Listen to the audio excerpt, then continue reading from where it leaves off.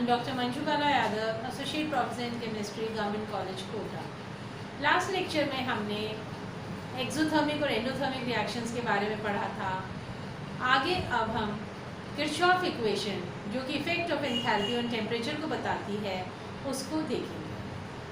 तो बच्चों, पहले हमने बताया कि हम जो एंथैल्पी है वो स्टैंडर्ड फॉर्मेशन मतलब स्टैंडर्ड कंडीशंस में हम एंथैल्पी को पढ़ते हैं, यानी कि हम टेम्परेचर को फिक्स करते हैं और हम प्रेशर को फिक्स करते हैं, तभी हम जो है स्टडी कर सकते हैं। तो टेम्परेचर हमने 25 डिग्रीज या 298 केल्विन हम फिक्स कर देते हैं और प्रेशर हम 1 एटमॉस्फेयर, यानी कि हमारा जो रिएक्शन हो रहा है वो रिएक्शन प्रोसेस जो है खुले पात्र में हम कर रहे हैं, तो हम प्रेशर उसको 1 एटमॉस्फेयर के बराबर रखते हैं।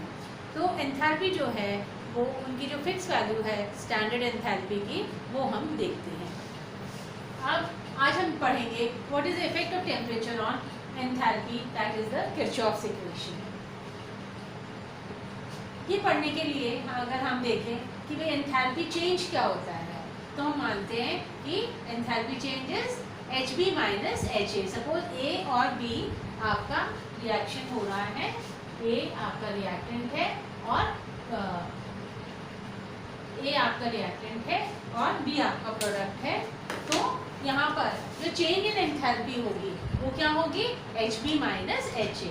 जो आपके प्रोडक्ट्स की जो एंथैल्पी है चेंज एंथैल्पी है और जो आपके रिएक्टेंट की एंथैल्पी है, उन दोनों का अंतर जो है वो हमको एंथैल्पी चेंज देगा।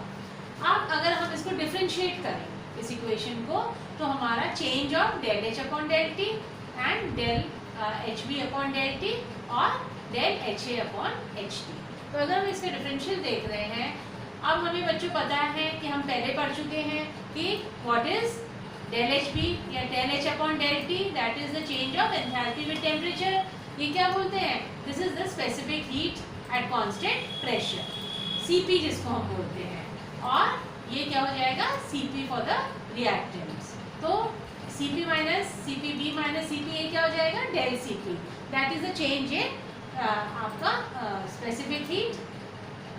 तो इसका मतलब ये जो हमारा change in enthalpy with temperature था, ये किसके बराबर आ गया, डेल CP। और ये किरचॉफ्स इक्वेशन की फर्स्ट फॉर्म है, जिससे हमें पता चल रहा है कि एंथैल्पी का टेम्परेचर के साथ क्या रिलेशन है एट कांस्टेंट प्रेशर। बच्चों, दो चीज़ें हम पहले भी आपको बता चुके हैं कि हमारे पास जो हीट चेंजेस हैं वो हम दो तरह से पढ़ते हैं, इंटरनल एनर्जी चेंज जिसको कि कई किताबों में डेल U बताया हुआ है और कईयों में डेल E बताया हुआ है, और दूसरा enthalpy change that is del H। तो अगर हमको इंटरनल एनर्जी का चेंज देखना है तो वो क्या हो जाएगा, del E by del T at constant volume, और यहाँ पर ये जो है चेंज आएगा, ये डेल CV आएगा। ठीक है, this is the specific heat at constant volume. अब आगे अगर हम इसकी, this is the second form of, मतलब ये आपका एंथैल्पी के लिए हो गया और ये इंटरनल एनर्जी के लिए हो गया। अब हम आगे इसको और इक्वेशन को सॉल्व करें, तो अगर हम एंथैल्पी वाली इक्वेशन ले रहे हैं और हम जो चेंज देख रहे हैं वो डेल H1 और डेल H2 देख रहे हैं eight two temperatures T1 and T2। अब हमको effect of temperature and enthalpy हम उसको और क्लियरली समझना चाह रहे हैं, तो हमने माना कि del H1 and del H2 are the two enthalpies at two temperatures T1 and T2। तो अब हमने इसको क्या किया, ये जो हमारी इक्वेशन थी किरचॉफ्स इक्वेशन फर्स्ट, इसको हमने इंटीग्रेशन कर लिया किसके बीच में, डेल H1 और डेल H2 के बीच में, और हमारा यहाँ पे डेल T जो है इधर चला गया, तो डेल CP dt, और ये T1 और T2 में इसका इंटीग्रेशन हम कर रहे हैं। तो इसको जब हम सॉल्व करेंगे तो क्या आ जाएगा, H आ जाएगा, और जब हम लिमिट्स पुट करेंगे तो आपका ऊपर del H2 minus del H1 आ जाएगा।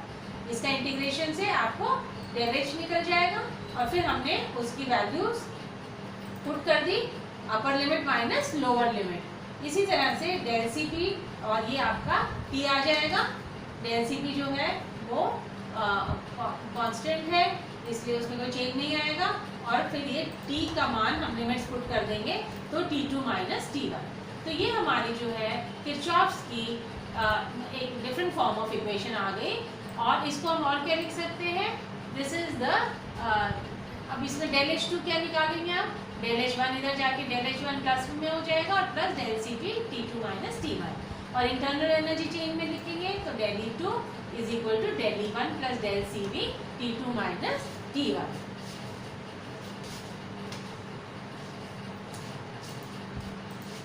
तो बच्चों इस तरह से हमने किरचॉफ्स की डिफरेंट फॉर्म्स ऑफ जो इक्वेशन है उनको हमने देखा, एंथैल्पी के टर्म्स में भी और इंटरनल एनर्जी के टर्म्स में भी। तो इसमें अगर हमको एक टेम्परेचर पर एंथैल्पी पता है तो हम दूसरे टेम्परेचर पर एंथैल्पी कैलकुलेट कर सकते हैं।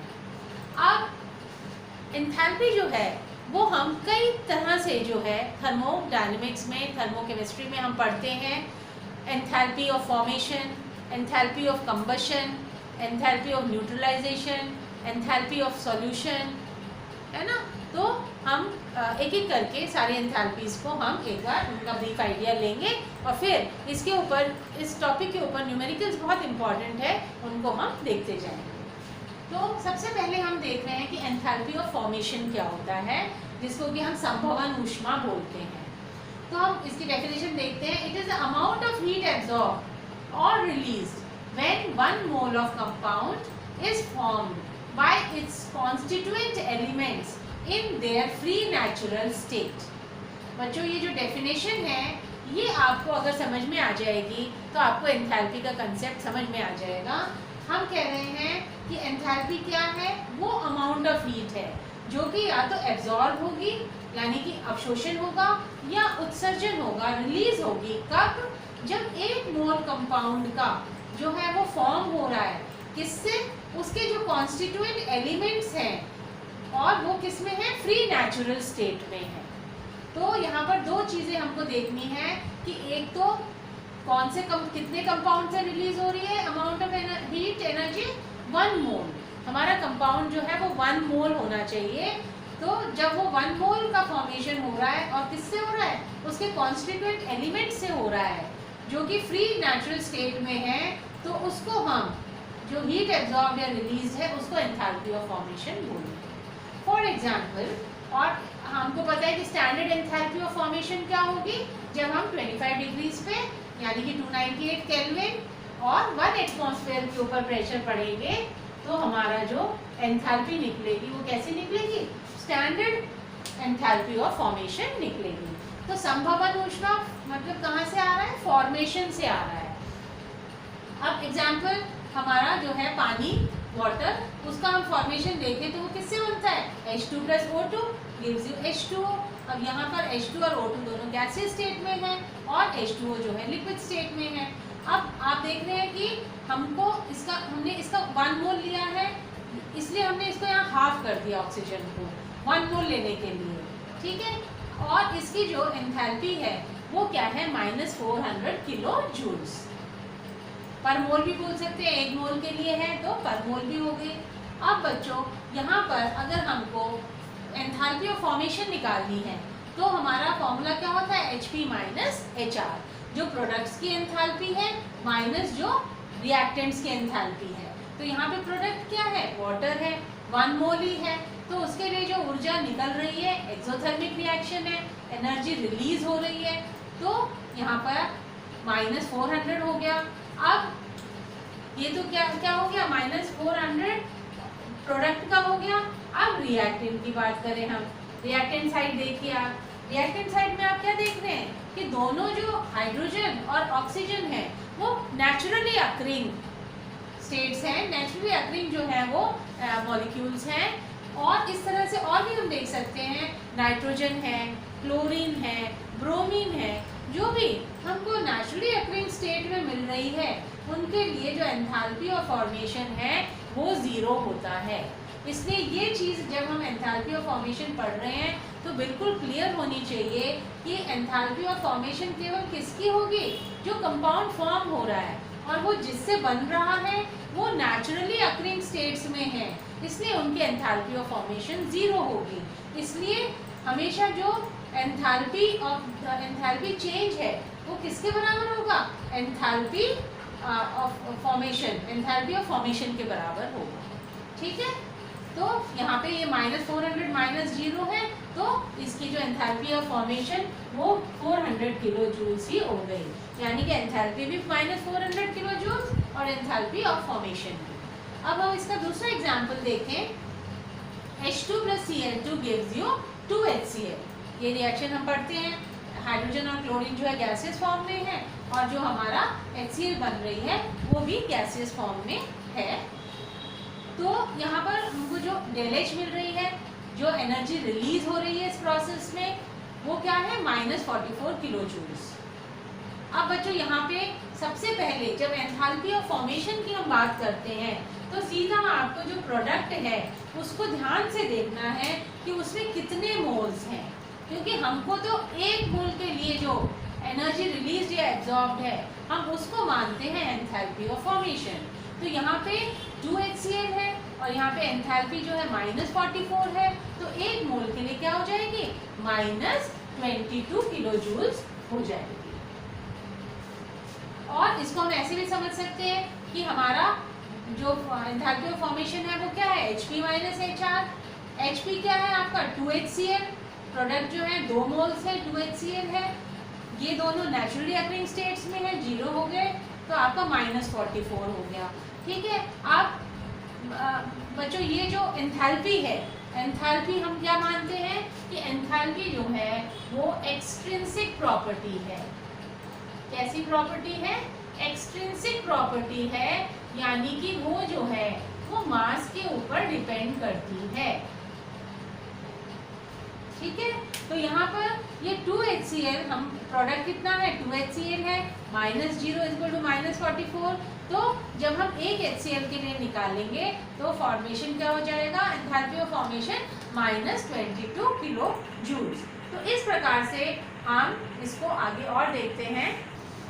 तो बच्चों हम देखते हैं कि जितनी एनर्जी रिलीज होती है वो जो रिएक्शन होगा वो उतना ही जो कंपाउंड बनेगा रिएक्शन में वो स्टेबल होगा। यानी कि हम कहते हैं कि कोई भी चीज़ का जब फॉर्मेशन हो रहा है तो उसमें जो जितनी भी हीट निकल रही है, रिलीज हो रही है, यानी कि डेल जितना भी नेगेटिव होगा, डेल का मान, एंथैल्पी का मान जितना भी नेगेटिव होगा उतना ही जो कंपाउंड बनेगा वो स्टेबल बनेगा।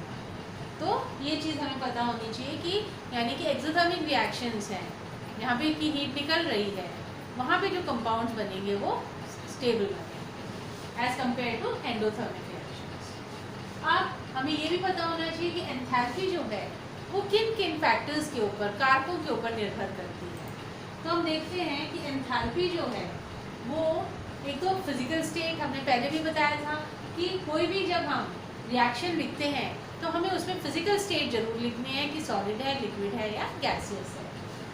तो इसका हम उदाहरण दें कि किस प्रकार से फिजिकल स्टेट पर निर्भर करती है। तो 1 mole of hydrogen combines with ½ mole of oxygen to give 1 mole of water liquid state में, और अगर हाइड्रोजन गैसियस, ऑक्सीजन गैसियस और कंबाइन करके वाटर भी हमको अगर गैसियस फॉर्म में मिल रहा है, ठीक है, वेपर फॉर्म में मिल रहा है, तो इन दोनों में जब हम डेल का मान देखेंगे, एंथैल्पी का मान देखेंगे तो वो सेम नहीं आता है। ठीक है बच्चों, हमको वाटर जो है तीनों फॉर्म्स में मिलता है, लिक्विड, सॉलिड एंड गैसियस। तो जो वाटर हमको लिक्विड स्टेट में मिलेगा उस टाइम जो एंथैल्पी रिलीज होगी, एंथैल्पी यानी कि जो एनर्जी रिलीज होगी, और अगर हम क्या ले रहे हैं लिक्विड, अपना गैसियस फॉर्म में वाटर बन रहा है, तो जब जो एंथैल्पी चेंज का मान आएगा वो दोनों जो है बराबर नहीं होंगे। तो फिजिकल स्टेट से भी ये निर्भर करता है कि एंथैल्पी क्या होगी। इसी प्रकार से हम कहते हैं कि अगर एलोट्रोपिक फॉर्म है, यानी कि जैसे कार्बन के 2 एलोट्रोप्स होते हैं, डायमंड और ग्रेफाइट, उनका अगर हम ऑक्सीडेशन देख रहे हैं, ठीक है, तो हमको दोनों में ही CO2 गैसियस स्टेट में मिलता है। पर यहाँ पे भी अगर हम डेल H1 इसकी एंथैल्पी को माने और डेल H2 इसकी एंथैल्पी को माने इस रिएक्शन की, तो वो दोनों बराबर नहीं होगी। तो एलोट्रोपिक फॉर्म्स में भी हमको लिखना पड़ेगा कि कार्बन का कौन सा एलोट्रोप जो है वो काम में आ रहा है। अब बच्चों, अभी हमने कहा था कि जितने भी नेचुरली अकरिंग एलिमेंट्स हैं उनकी जो फॉर्मेशन है, एंथैल्पी ऑफ फॉर्मेशन, वो हम 0 मानते हैं। तो यहाँ पर हम देखते हैं कि ग्रेफाइट की तो एंथैल्पी ऑफ फॉर्मेशन हम 0 मानते हैं, पर डायमंड की वो 0 नहीं होती है ना। तीसरा कारक जो है वो डिपेंड करता है कि आप कौन सा सॉल्वेंट में काम कर रहे हो, सॉल्यूशन किस प्रकार का है आपका, उस पर भी ये चीज़ निर्भर करेगी। और टेम्परेचर और प्रेशर अगर हम चेंज करते हैं तो उसके साथ ही एंथैल्पी जो है चेंज होगी। इसलिए हमने एक स्टैंडर्ड बना रखा है कि हम टेम्परेचर को 25 डिग्रीज रखते हैं और प्रेशर को 1 एटमॉस्फेयर रखते हैं, ताकि कोई कंफ्यूजन नहीं हो, सबके हम एंथैल्पी ऑफ फॉर्मेशंस को आराम से कंपेयर कर सकते हैं at the same temperature and pressure. अब बच्चों हम एक न्यूमेरिकल देखते हैं, उससे चीज़ें और क्लियर होंगी। Calculate the standard heat of formation of N2O5 gases from the following equations। हमको क्या निकालनी है, heat of standard heat of formation जो है हमको कैलकुलेट करनी है। हमारे जो 3 रिएक्शन है वो क्या है, nitrogen plus oxygen gives you nitric oxide, nitric oxide plus oxygen gives you nitrogen dioxide, और nitrogen dioxide plus oxygen gives you nitrogen pentoxide. ठीक है, तो अब हमको क्या निकालनी है, N2O5 की फॉर्मेशन। तो सबसे पहले तो हमको देखना है कि हमें करना क्या है। तो हमें N2O5 की जो फॉर्मेशन है वो निकालनी है, स्टैंडर्ड हीट ऑफ फॉर्मेशन। तो जो हमारा इसका फॉर्मूला आएगा, अगर हम थर्ड रिएक्शन को देखें तो इसका फॉर्मूला क्या आ जाएगा, standard heat of formation at 298 kelvin, और ये कितने मोल्स हैं, 2 मोल्स हैं। तो इसकी जो एंथैल्पी हो जाएगी वो क्या हो जाएगी, 2H0 N2O5 गैसेस, यानी कि आपके 2 मोल्स हैं, तो जो एंथैल्पी है वो 2 इंटू जो एंथैल्पी आपकी आ जाएगी प्रोडक्ट की, माइनस रिएक्टेंट। अब रिएक्टेंट में क्या आपका NO2 और O2 है, NO2 के कितने मोल्स हैं, 4 मोल्स हैं, तो 4 इंटू इसकी जो एंथैल्पी आपकी एंथैल्पी ऑफ फॉर्मेशन जो है NO2 की, plus enthalpy of formation of O2। ठीक है ना, तो एंथैल्पी ऑफ फॉर्मेशन हम क्या कह रहे हैं, प्रोडक्ट माइनस रिएक्टेंट। तो यहाँ पे क्या आ गया आपका, इसका मान हमने 102.6 दिया हुआ है, हमको मिला हुआ है। अब हमको कैलकुलेट क्या करना है, N2O5 का जो है वो क्या है, स्टैंडर्ड हीट ऑफ फॉर्मेशन, ये हमको कैलकुलेट करना है। ठीक है, तो इसको हम कैसे निकालेंगे, हमको यहाँ पे NO2 भी चाहिए, NO2 की वैल्यू चाहिए, और ये तो एलिमेंटल स्टेट में है, तो NO2 की वैल्यू हम कैसे निकालेंगे। सबसे पहले हम फर्स्ट इक्वेशन लेंगे। फर्स्ट इक्वेशन में हमारे पास N2 प्लस O2 2NO है, तो हमारा जो एंथैल्पी ऑफ फॉर्मेशन ऑफ किसका हो जाएगा, एंथैल्पी ऑफ फॉर्मेशन क्या दे रखी है, 180 किलो जूल दे रखा है, और ये क्या हो जाएगा, प्रोडक्ट माइनस रिएक्टेंट। प्रोडक्ट के 2 मोल्स है, तो 2 इंटू इसका standard heat of formation, standard enthalpy of formation, minus reactant का N2 का और O2 का, ये दोनों जो है ये नेचुरली अकरिंग है, तो इनका 0 हो गया। तो केवल किस पे निर्भर करेगा, जो NO का जो आपकी एंथैल्पी है उस पर निर्भर करेगा, और हमें पता है एंथैल्पी और एंथैल्पी ऑफ फॉर्मेशन जो है वो बराबर होते हैं। तो यहाँ पर ये तो 180 दे रखा है रिएक्शन का, और इसमें जो है NO का, फर्स्ट रिएक्शन में NO का क्या हो जाएगा, 2 enthalpy of 1 mole of NO, तो ये कितनी हो जाएगी आपकी 2HNO इज इक्वल टू 180। तो एक नाइट्रोजन ऑक्साइड मॉलिक्यूल जो है उसकी एंथैल्पी क्या हो जाएगी 180/2 यानी कि 90 किलो जूल्स। तो इस प्रकार से हमने फर्स्ट रिएक्शन से क्या देखा कि ये जो है रिएक्शन की एंडोथर्मिक रिएक्शन है, प्लस साइन है, यानी कि और 180 किलो जूल्स जो है वो इसकी एंथैल्पी ऑफ फॉर्मेशन दे रखी है, एंथैल्पी दे रखी है। तो हमको क्या निकालना है, हमको जो NO मॉलिक्यूल है गैसीय स्टेट में उसकी एंथैल्पी हमको निकालनी है। तो इस प्रकार से हम निकाल सकते हैं। अब इसी प्रकार से हमको क्या चाहिए, इसमें NO2 चाहिए, तो हम सेकेंड रिएक्शन लेंगे हम, और इसमें क्या हो जाएगा आपका जो एंथैल्पी ऑफ फॉर्मेशन दे रखा है वो -14 दे रखा है रिएक्शन का, और ये किसके ऊपर निर्भर करेगा, किसके बराबर होगा, enthalpy of formation is equal to enthalpy of the reaction. तो प्रोडक्ट माइनस रिएक्टेंट, प्रोडक्ट क्या है 2 मोल्स NO2 के, माइनस रिएक्टेंट आपके 2 मोल NO के, और ऑक्सीजन, तो ऑक्सीजन का तो 0 हो जाएगा। अब NO2 जो है उसका हमको निकालना है ना, और NO का हमने पहले निकाल लिया है, NO का हमारा आ गया 90, तो यहाँ पे ये -114 हो गया, और ये 1 का 90 था आपका, तो 2 का 180 हो जाएगा।